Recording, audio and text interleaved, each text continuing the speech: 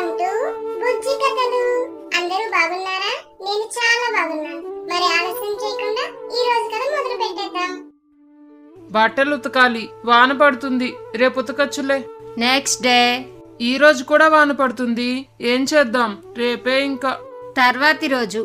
Hi, ఈరోజు ఎండ కాస్తోంది, అమ్మయ్యా బట్టలు మొత్తం ఉతికేస్తాను అని ఎంతో హుషారుగా బట్టలు ఉతుకుతుంది మహిత. ఇంతలో ఆకాశంలో మేఘాలు కమ్ముకుంటాయి. ఇదేంటిది, ఇందాకేగా అంత ఎండ కాసింది, ఇంతలోనే వానొచ్చేలా ఉంది.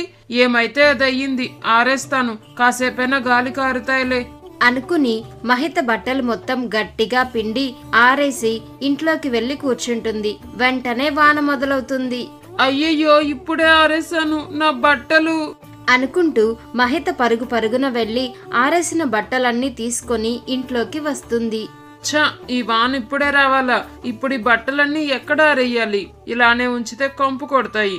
ఏమండి, ఇంట్లో తాడు కట్టండి, బట్టలు ఆరేయాలి.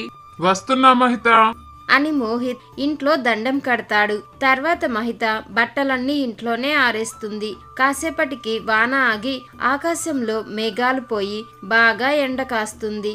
కోడలా, బయట అంత ఎండ కాస్తుంటే బట్టలు ఇంట్లో ఆరేస్తావా? కంపు కొట్టవు?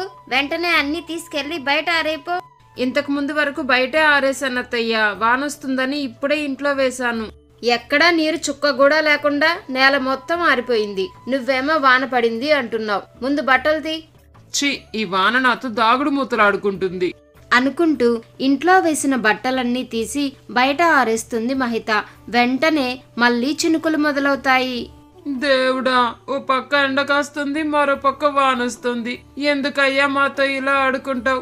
ఇంట్లోకి బయటికి తిరగలేక చస్తున్నాను. నీకు దండం పెడతా, ఎండో వానో ఏదో ఒక్కదాన్నే ఇవ్వు స్వామి. ఇప్పుడు ఈ బట్టలన్నీ ఇంట్లో ఆరేయాలి అని బాధపడుతూ బట్టలు తీసుకొని ఇంట్లోకి పరుగు పెడుతుంది మహిత. ఈ వర్షాకాలంలో మీరు కూడా ఇలా ఇబ్బంది పడుతుంటే కమెంట్ చేయండి. ఈ కథ కనుక మీకు నచ్చినట్లయితే వెంటనే ఈ వీడియోని లైక్ చేయండి. ఇలాంటి మరిన్ని మంచి మంచి కథల కోసం మన బుజ్జి కథలు యూట్యూబ్ ఛానల్ ని సబ్స్క్రైబ్ చేసుకోండి. Thanks for watching.